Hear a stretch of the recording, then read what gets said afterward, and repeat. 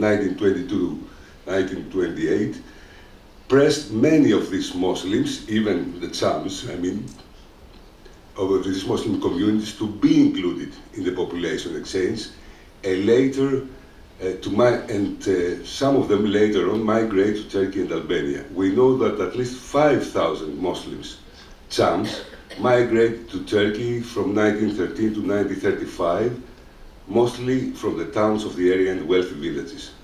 All the Muslims from the remaining Kazakhs of Epirus were included in the population exchange, besides those who could prove an Albanian origin, that means a paternal side ancestry,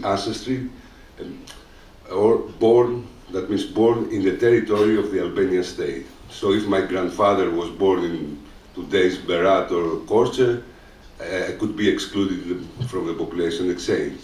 This is the case for those who remained in Yanya, a few hundred persons, Konitsa, Parga, and to a lesser extent Arta and a handful of rural settlements in Epirus. However, their numbers are low comparing to those that managed to escape the population exchange and were residing in many urban centers like Thessaloniki, I would say in every city of Macedonia, even in Thessaly, and some rural settlements. In addition, several Muslim villagers from certain Albanian-speaking settlements in Kostur, Kesrie, and Lerin managed to be excluded from the population exchange, escaping the harsh policies engaged them by Greek authorities. This is a story, for example, a colleague mentioned Bor. In my research back in 1996, there were many elders remembering their relatives that remained in Greece or migrated to Albania. So their story of some villages is very interesting because some of them were transferred to Turkey from Greece and later they managed to move to Albania. So in some cases you have one village in three parts, one to Turkey, the other in Greece, and the third in Albania. In Turkey, the right of persons of Greek Orthodox families originating from territories of the Albanian state to remain in Turkey and hold their Turkish citizenship was granted only in 1931 by the neutral members of the Mixed Commission. Of course, the vast majority of them had already opted or pressed to move to Greece. All the above categories of population groups gradually moved to Turkey and Albania during the 30s, 40s, or 50s. Some remained, while others converted to Orthodox Christianity.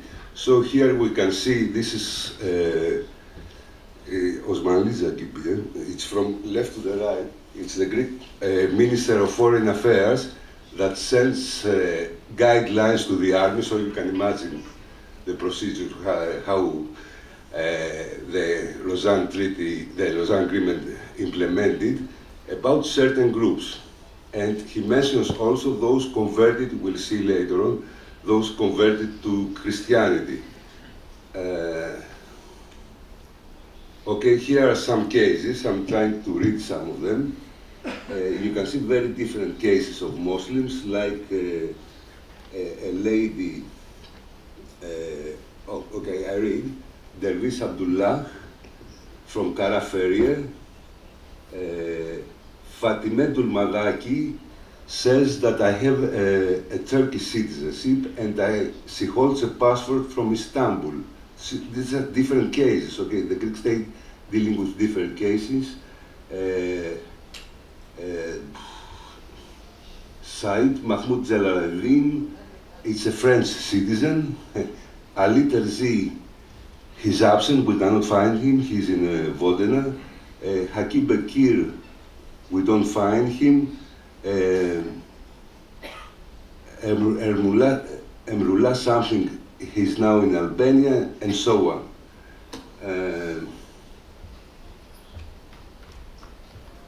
Okay, why? Sorry, this is a case from Albanian-speaking villages, Chetirok of Kesrie, and the other case was a list from Karaferie. You can see here that a person was born there, and after the 90s, when the border opened, they moved to Albania during the 40s, and the descendants went back to Greece and claimed their citizenship as Greek citizens. Anyway, so another category, which is the settlements under the jurisdiction of the Patriarchate of Antioch. The archdioceses of Amida, that means Diyarbakir, Theodosiopolis, Erzurum, and Tarsus and Adana, were under the jurisdiction of the Patriarchate of Antioch. That means the Greek Orthodox population of this area was not supposed to be included in the population exchange. However, the situation was complicated by two factors. The first one was the conflict of the Patriarchate of Constantinople with the one of Antioch by the end of 19th century, known as the Antioch issue in Greek bibliography. This conflict led to the vacancy of Erzurum and Adana archdioceses for nearly 2 decades, and the continuous conflict in most cases not penetrating the communities. Anyway, the second factor is that many Orthodox settlements were rather new. At least in the case of Erzurum, many Orthodox had moved to Russia after the Turkish War of 1928-29. So we have, in most cases, newcomers after the second half of 19th century. In other cases, like in the greater area of Mersin Adana, you have newcomers from Cappadocia, Karadenis, but also Cyprus and the Aegean Islands, who were added to the local Arab or Turkish-speaking Orthodox population of the area. So it was only in January 1928 that will be clarified that those who had been already moved to Greece up to February 1924 will be considered as exchangees.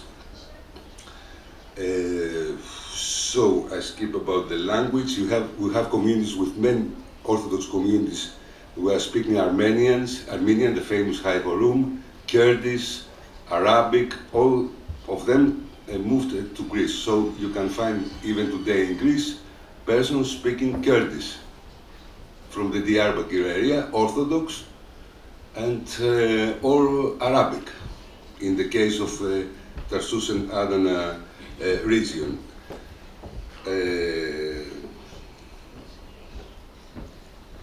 So yes, besides Mersin, we don't have reactions of the Arab-speaking population against their, let's say, movement, migration to Greece.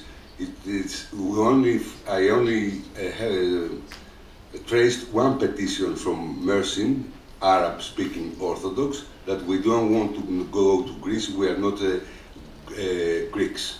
In other cases, most of them moved to Greece. So, next is the conversions. The Mixed Commission clarified in a decision dated, so let's go, sorry.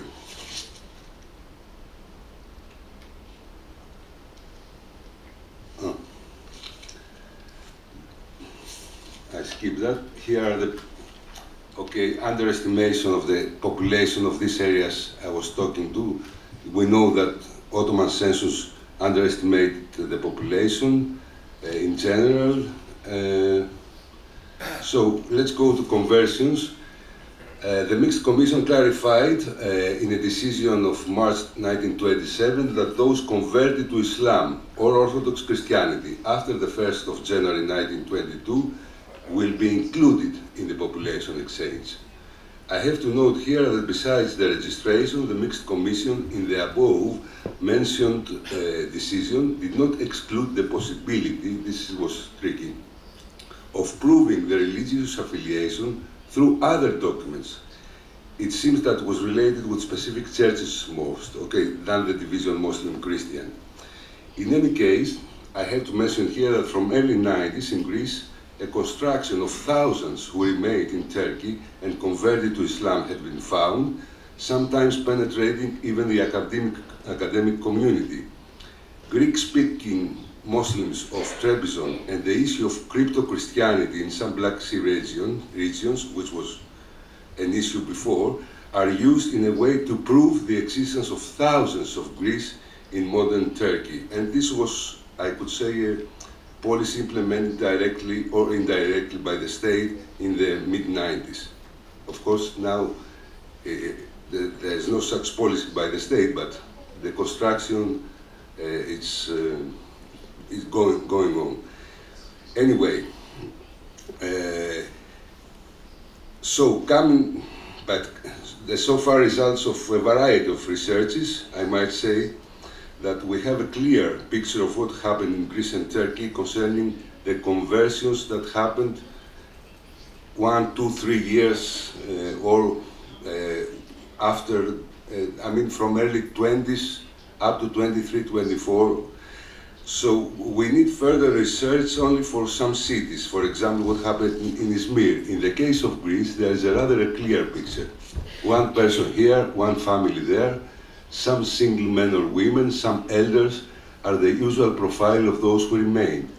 Some of them being converted to Christianity after that, others remained Muslims until their death or their marriage. For example, we know nearly every person in Mytilene Island, in Greben region, in Voden region, and so on. Of course, we don't know everything for the lower social strata of Thessaloniki or Drama City and Crete.